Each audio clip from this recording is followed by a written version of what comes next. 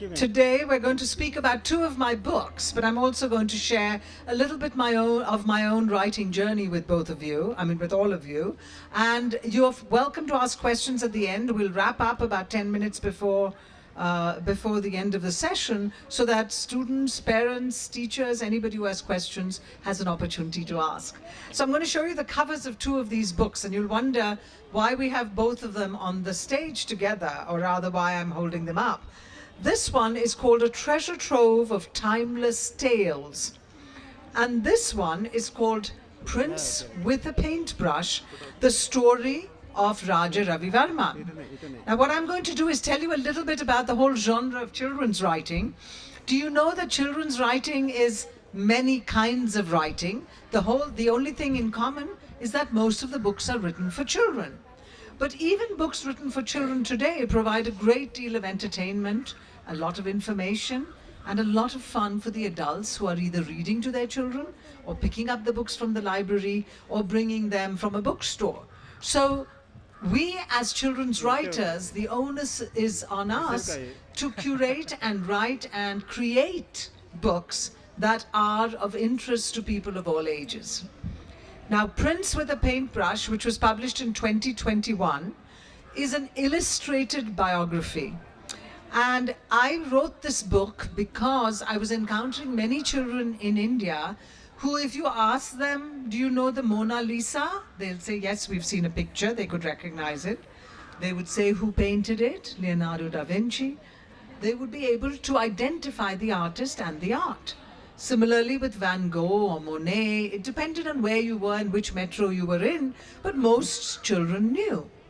Now, Raja Ravi Verma is a beloved Indian artist who passed away in 1907. So he painted over 150 years ago, but he is still considered one of the modern artists of India, one of the greatest Indian artists.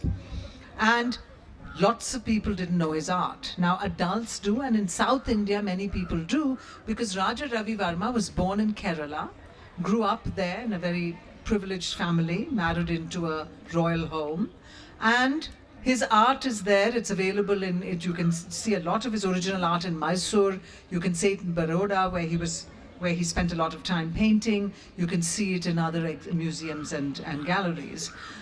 What makes him very, very unusual is that he was the first artist to have sent his art off to other parts of the world. So in some ways, he was an ambassador for India, wasn't he? His art went to Vienna, his art went to Chicago, to the Congress of Religions that Vivekananda spoke in. We had Raja Ravi Verma's art sent. Ravi Verma himself had never left the country. He traveled all over India, so in some ways, he was also a sort of believer in national integration.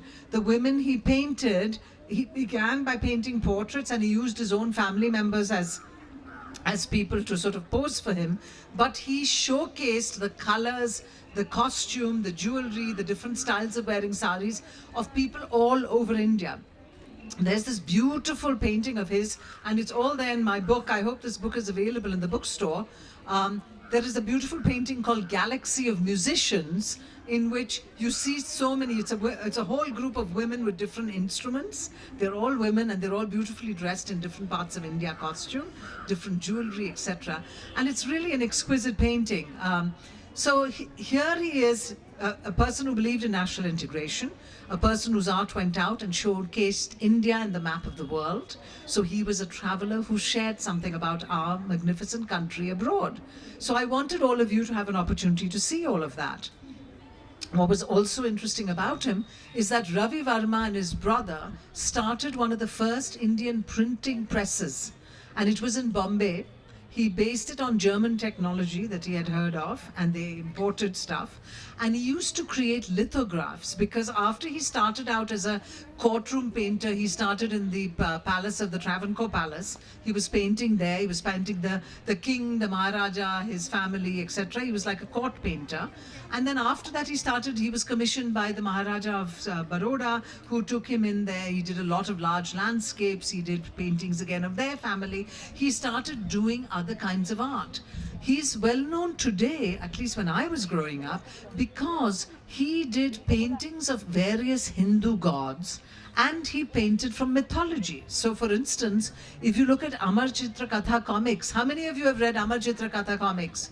See, many of you have, right? I grew up reading them as well, so did my children. Amar Chitra Katha comics have these series. We have Shakuntala, we have Nala Damayanti, we have all these wonderful old stories, all illustrated with these bright colors. Well, guess where they got those ideas of colors from? A lot of it is from the art of Raja Ravi Varma. They say Raja Ravi Varma's paintings were so realistic. He perfected the style of what they call European realism. The artists who painted before him were East India Company artists who had very sort of one-dimensional art. He did something where he followed the European style, but it was far more realistic. So when he started painting gods, it was almost like the god could step out of the painting. But what was interesting is because of the lithograph and the printing press, he was able to make copies and copies of his art, and everybody became an owner of art. It didn't have to be original canvases you put on the wall, but all the people all over India were able to buy art.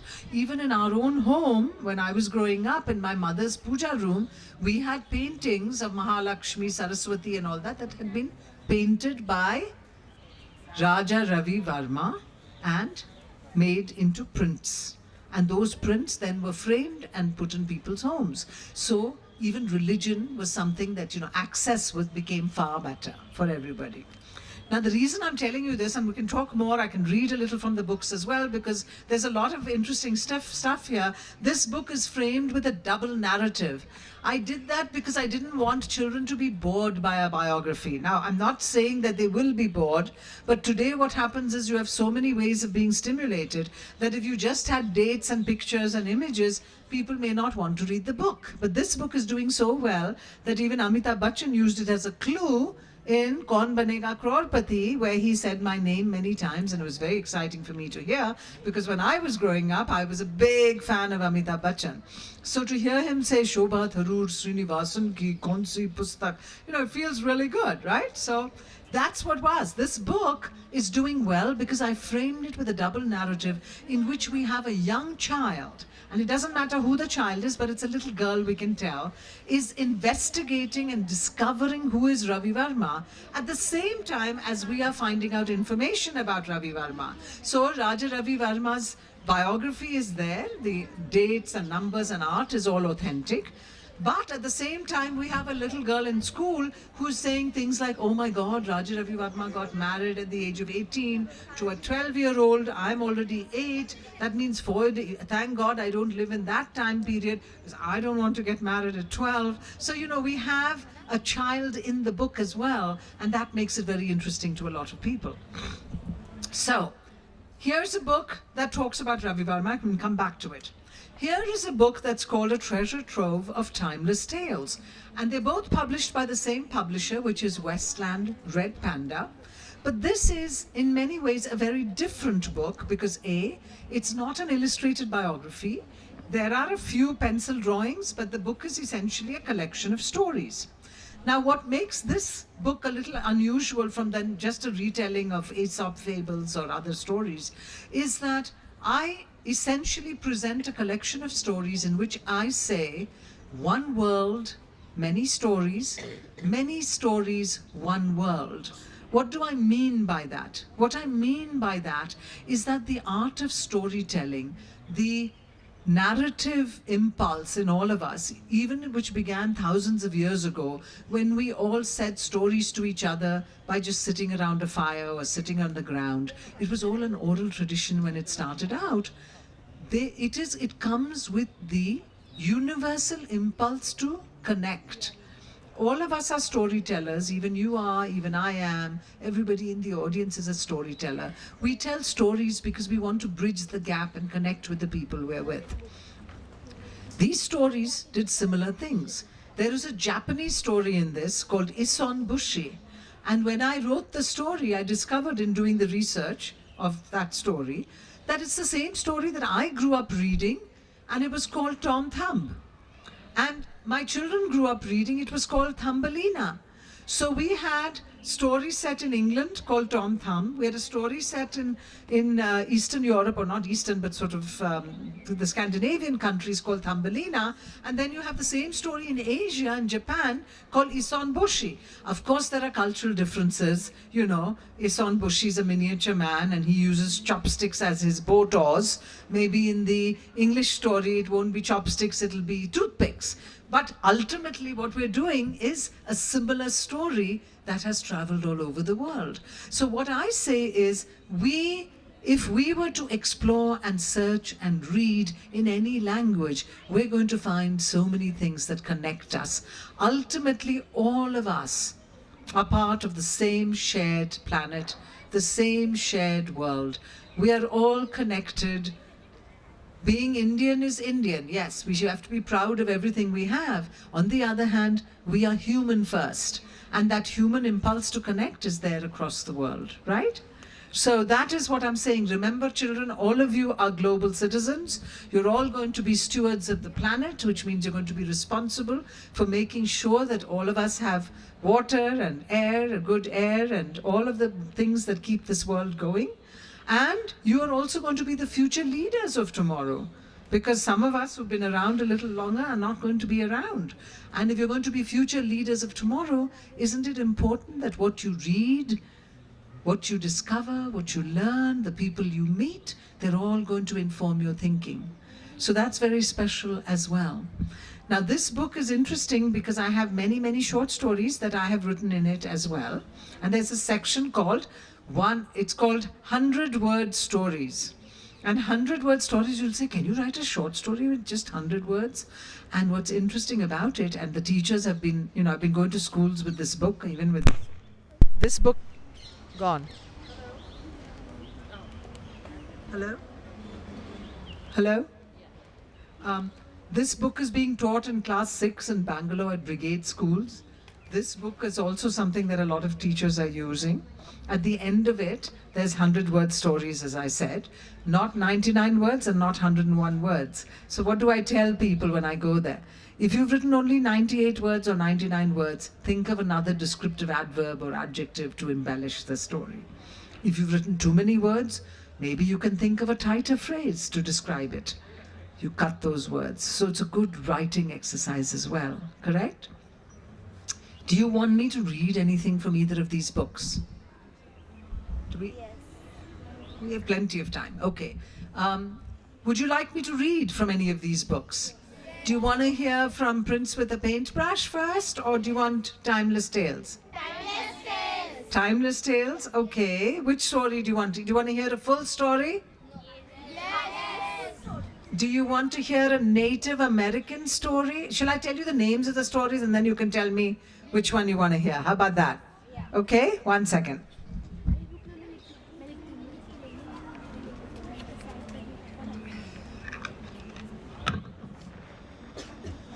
Okay.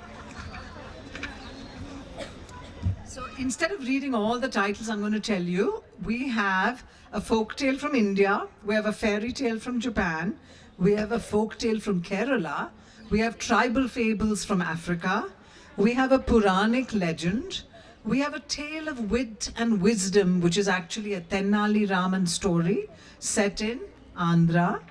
We have a Panchatantra tale. We have a Native American folk tale. We have lesson in economics from the Jataka tales. We have life lessons through parables and Aesop's fables. We have a contemporary story of loving and giving that I wrote. We have the story of a poor man, again a reflection on the unequal. We have another story I wrote, and then we have lockdown stories, which are 100-word stories. Now pick something that's short, but is there a particular story you want to hear? Yes?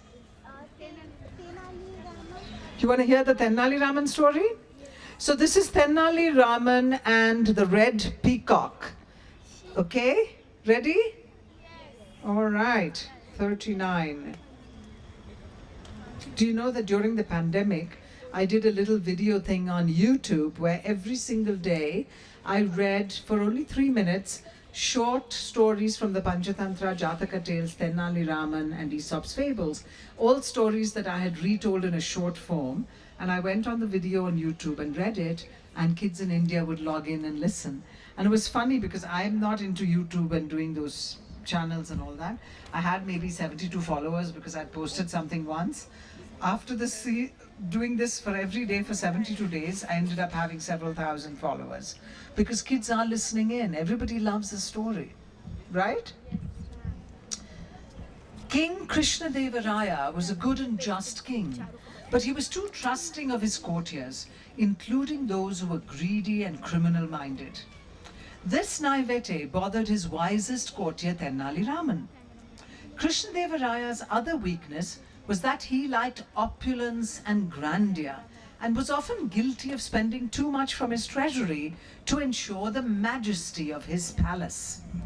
Many ministers exploited the king's fascination with the unusual and took advantage of his wealth and generosity. In fact, there was one devious minister who had built a large fortune over the years by selling trinkets that he claimed were treasures to the king. One day, the same minister brought a red peacock to the court and pronounced that it was an exotic bird procured from a faraway place with great difficulty. The king was captivated by the red feathers and the unusual quality of a peacock. Since it had such a distinct plumage, he was interested in purchasing it for the palace gardens. The king asked the minister what the peacock was worth. The shrewd minister, noticing the king's interest, cheerfully announced that the bird was worth 100 gold coins. Tenali Raman, who was in the court and had watched the bird's arrival, immediately stood up and stated that the king should wait to make a payment for such an exotic bird. Clever fellow, isn't he? Tenali Raman said that he would travel to a faraway place and ensure that the bird could survive outside its natural habitat, because he knew there was some trickery going on. The king heard Tenali Raman and immediately knew that he had a plan worth supporting. He agreed that he would only purchase the exotic peacock after Tenali Raman had returned from his travels. Tenali Raman went home, but instead of going on a long journey, he made inquiries in the town to discover the truth behind the devious minister's find. As expected, Tenali realized that the exotic red peacock was not as unusual as it was meant to be. He learned that the greedy minister had bought a brown peahen and asked a painter to paint its feathers a bright red color. Tenali assured the frightened painter that no harm would come to him for divulging the minister's secret, and then enlisted the painter and his artistic talents for a new plan.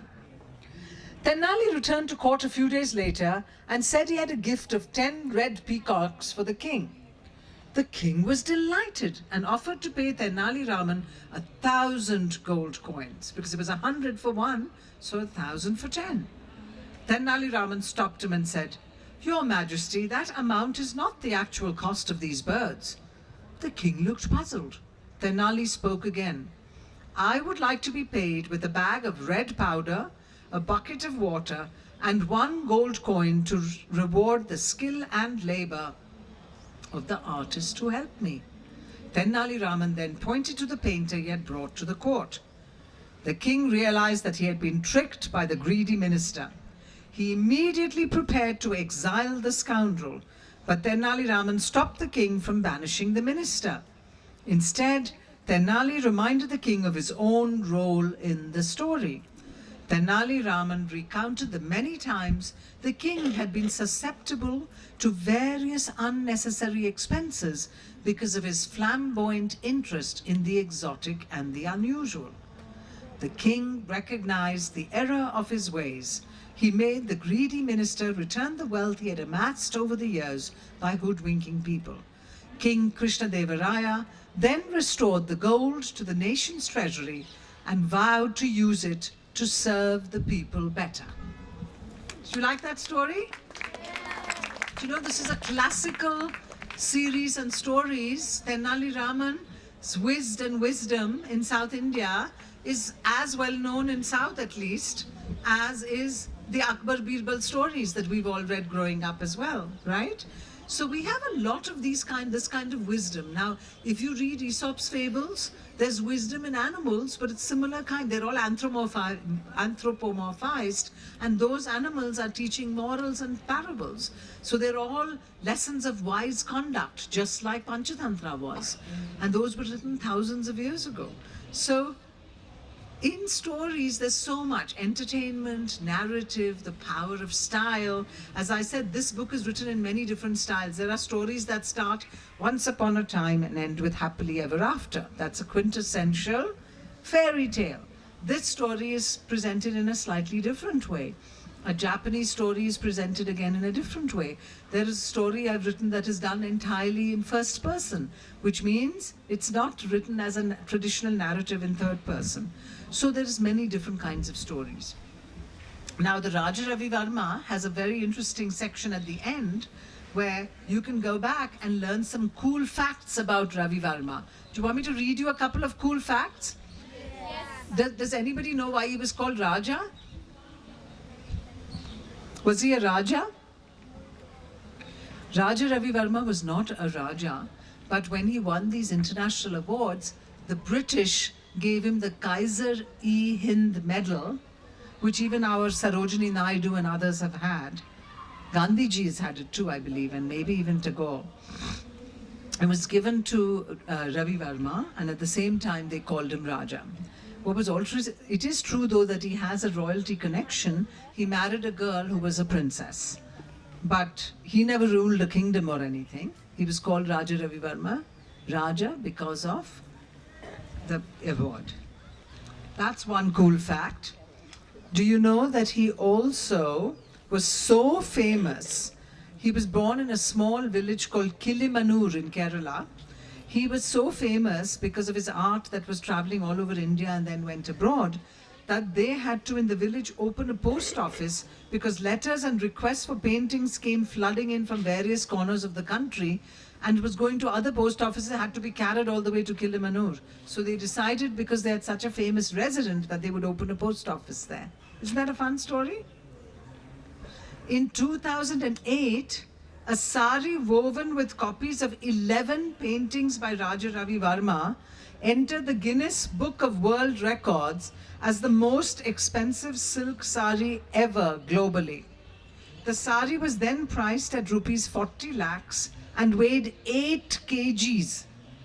The main highlight of the sari is Raja Ravi Varma's famous painting, The Galaxy of Musicians. It took 36 weavers a whole year to hand weave this wedding sari. So there's many other such fun stories at the back. Do you know when Dada Saheb Phalke, known as the father of Indian cinema, you know, now you have cinema awards, it's called the Dada Saheb Phalke Award. When I went for the 68th National Film Awards, it was Asha Parekh who won the Dada Saheb Phalke Award, which is what they call the Lifetime Achievement Award. I think this year, who won it? Last year, she won it, Asha Parekh. This year was also somebody of that age group. Waida Rahman, maybe? Maybe, I can't remember. Or was it a man? So anyway, he's a very famous director, producer, filmmaker of another era, and this award is named after him. What's interesting is the Bollywood movies of a long time ago used to have these very bright posters, pictures. If you look at those old posters, if you go back and look at 1950s, 40s Bollywood movie posters, you will find that it resembles so much Raja Ravi Varma's art. So his influence is everywhere, always. As I said, Amar Chitra Katha today, the comic books, earlier on Dada Saheb Phalke's Bollywood posters. And you know where he learned the art? He worked on that printing press. Small world, isn't it? So, do we have time for questions? It's already 4:30, so I want to have, if there are no questions, we can continue to talk and read and do other things. But usually when I go to schools, I mean, it takes an hour of questions, and that's a long time. Anybody have any questions for me? You don't have to be a child, even adults are welcome to ask. My first question was... Okay, give her the mic, please. Thank you. My first question was, how did you start writing children books? So I grew up at a time, your name is Indu, right? Hi, Indu. I grew up, as I said, at a time where books were our entire form of entertainment, books and going out to play with friends. And word games and words, we all had a love of words. Every single game I played was word related. We played something that's very similar to today's Wordle, which means we sat down and we solved words by giving different letters and, doing all of that. We used to play it in cars. We also used to tell each other stories that are similar to what in the old days they used to call Chinese whispers. So we used to sit, my brother, me, and all the kids of the building would sit in a circle. One person would start the story, the next person would continue, and we would finish stories that way. And of course, some people were better storytellers than others, so we sat down and listen to stories from them. So writing came very naturally to me. I loved writing in rhyme, which I still do, or many of my other books are in rhyme. My book of poetry, which is available here, is all rhyme, obviously. My children's book, Parvati the Elephant's Very Important Day, is an adventure story written in rhyming couplets. So you can do that in a picture book as well.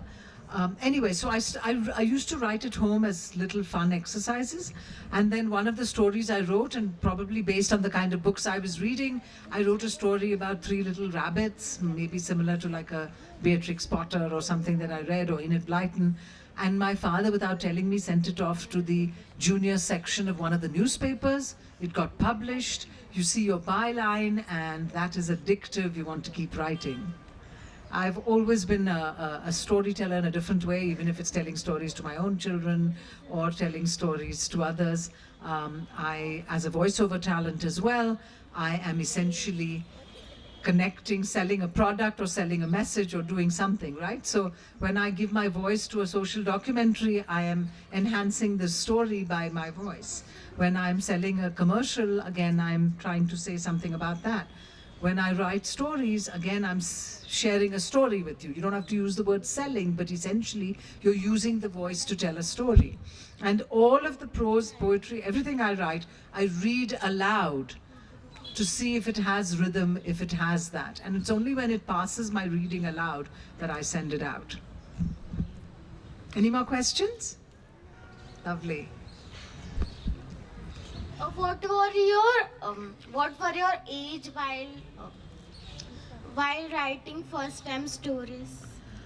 So, I probably wrote lots of stories when I was very little, maybe 3, 4, 5, 6, 7, I don't know, whenever I started writing. But the book that story that was published, I think I must have been 10 or 12 years old, I think. Yeah, it was very young age. Yeah.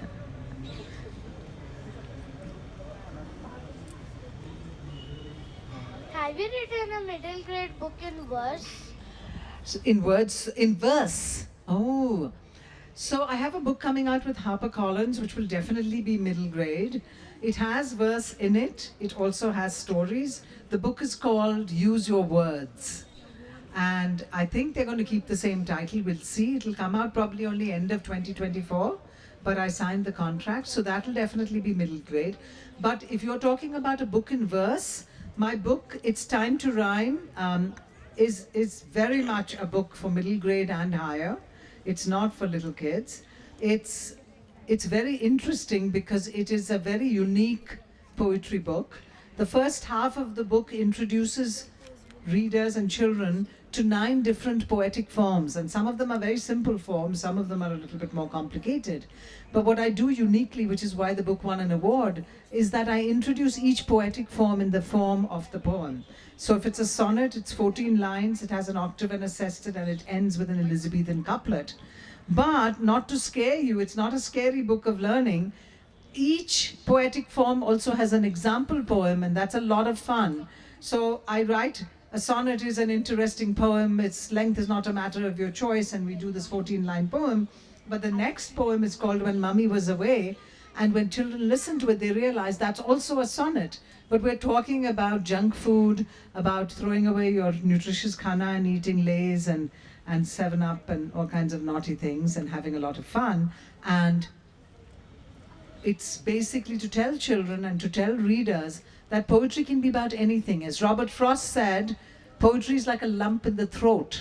I need it to come out. So All of you are poets in the making. Try your hand at it. Not all poetry needs to rhyme. That book is available here if you're interested. I believe there's a book signing that happens after this event. So if anybody picks up a book, I'm more than happy to personalize it for all of you.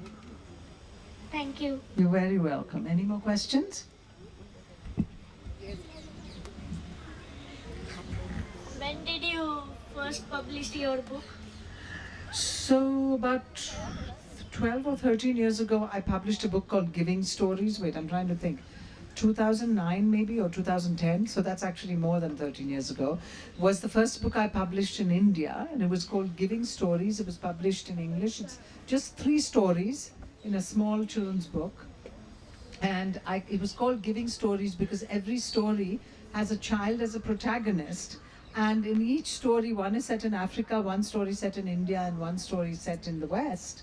The children are doing something special for somebody. And that book just came out of my own interest because I'd worked in development for a long time, where we were raising funds for people with disabilities and all that. And I thought it's good for children, for parents and children, to realize that that impulse to share and give starts so early in life, right? So that was the first published book. Then I published a few books in America. And then last year I published 4 books in India, and I have another one came out yesterday, which I'm yet to market. Yes? The girl in the yellow? What's your first book name? It was called Pie, Surprise and Other Stories. And the little heading was Giving Stories. Okay, thank you. You're very welcome. Yes. Who was your favorite author? You know, I read when I was very little, because I told you I started reading little. I don't know if it's favorite author, but definitely it was a favorite for a long time, was Enid Blyton. We started with the Noddy books and went all the way to the mystery series, the adventure series, all of the, boarding school stories, Mallory Towers, just about everything. I started with all of that, and then I found when I was I think it was class 8, we had these longer summer holidays. I started wanting to discover other writers from other countries. So I remember one summer I read just Russian literature. One summer I read Japanese literature. I read books from all of the poetry and stuff from India. I read classics from here. I read Tagore. So, I just felt like reading, I need to be able to travel with my eyes and my words. And so I used to always want to discover a new place. Then, of course, as a teenager, I read silly books like Mills and Boon and stuff for a brief period of time. But the problem is that never really excited me because each story sounded exactly the same. But I'm not saying I didn't read them, so I'm not going to pretend. It's only today I have no time, so I'm only reading either critically acclaimed books or non-fiction that interests me. I don't pick up a lot of just everyday fiction. I'm not interested because I don't have time. Yes. So many wonderful questions from kids, And when I go into classrooms, it's exactly the same. I honestly could take an hour of questions, and it goes on and on and on. And each school has children with they're curious, they're interested. I love it. It helps me grow. Yes. What do you enjoy the most while writing a book or writing a poem? I was going to say something and you may think it's cheesy, but what I enjoy most is delivering it to all of you and then having you say, gosh, I love this book. My Ravi Verma book, I told you, was voted, or maybe I didn't tell you, it was voted Best Book of the Year by a group called Beyond the Box. And they were all students who used to take writing classes, and they were introduced to 12 books that year, and they voted this one as the Best Book of the Year. And it was a very sweet, not a famous award, but voted by children. Now that's a wonderful reward. When you write and kids say that of all the children's books I read this year, this is my favorite, makes you feel very good. So what is the favorite part is also the feedback I get from all of you. But I also very much enjoy the framing of the book. And when I say the term framing of a book, it means how do I tell the story? So when I was thinking, Westland was very interested because I had told them about wanting to do something with authors, with the artists. They said, can you write a children's book on Ravi Verma? I said, okay. I needed to think about how do I tell the story, which is an illustrated biography, and not put kids to sleep. And not that I'm not saying all children will read it and fall asleep, but I wanted to make it interesting, which is why we have the comic book elements, we have the fun facts at the back.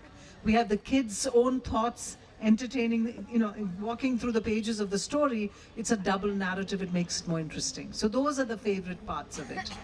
Thank you. And I do love writing in poems, in poetry, in rhyme scheme. Yes. Give it a mic. How many stories you given? Written, sorry. How many books have I published? Yes. 10. My 11th one just came out. Thank you. You're welcome. Hi ma'am. Hi. Which book is your published or popular most? I don't know which is the most popular. I mean, this book came out and was a clue on Raja Ravi Verma, was a clue on KBC. Kaun Banega Crorepati. I don't know if that made it more popular or not. All of the books are very, the poetry book won the Publishing Next Best Book of the Year, and it's a very prestigious award. Last year it won the Best Book of the Year for ages 8+. So I don't know if that is the most popular book or not. I haven't actually kept tabs on that. I've enjoyed them all, writing them all. They're all very different. Thank you. You had a question? Can you? Oh. Which is your funny story? Which is a funny story? I don't have too many funny stories because I'm not that funny, I don't think. But the poetry book has a lot of funny poems in it. Thank you. You're welcome. Which are the points to keep in mind while writing a book? What are the points to keep in mind while writing a book? Well, you need to think about what it is you want to say. You want to think about how you want to say it. As I told you, framing the story. Don't try to think about who's going to read my book. That's not the first thing. Don't even worry about, have I got all my sentence structure correct? Have I got all the spellings right? First, you've got to have an idea. You have to have that, it has to be in your heart saying, I want to put this on paper. Keep writing and the story will evolve. Once it's done, make sure you share it with other people, get some feedback. Even if it's your best friend and not your teacher or your parents, whoever, you get someone to read it. They may ask you questions that will help you understand, okay, maybe I didn't explain this part properly or not, right? So the readers will also give you feedback. So those are all the elements. Don't think about where will I publish and all that. That's not what you think about first.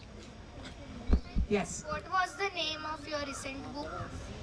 What are the names of all my 10 books? What was the name of your recent book? Oh, my recent book. Well, this one came out last October. The one that just came out is called Look Before You Leap. It's been advertised on social media, but I don't think the book is here yet because the official launch of the book is in Delhi on December 30th. Because I wasn't available, I'm traveling a lot in India and I wasn't available to launch it before that. But you can buy it, I'm sure you can order it from Amazon or somewhere or go to a bookstore and see. It's called Look Before You Leap. And it's a collection of stories again, and they're retellings. This has quite a few of my original stories. That book, Look Before You Leap, is not original stories, they're retellings from the Panchatantra and the Aesop's fables.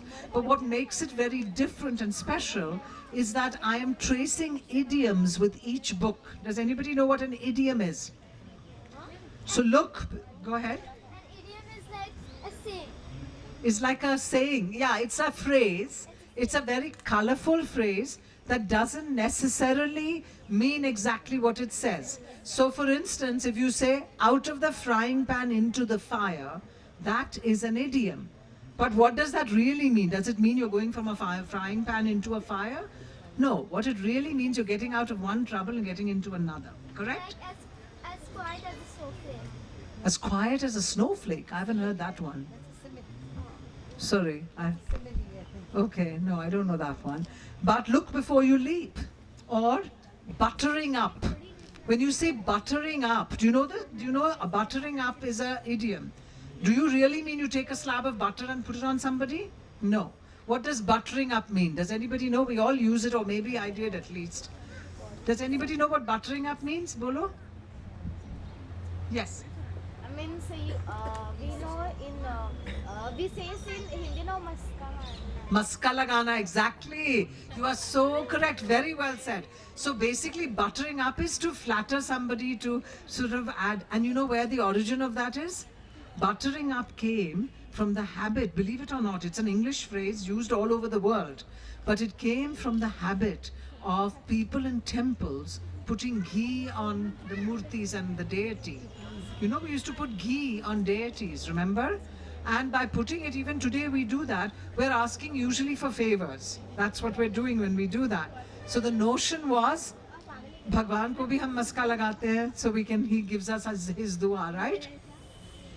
Or she. Thank you. You had a question? Yes, go ahead. Is it on? Yes. What advice would you give to someone who wants to write for children for the first time?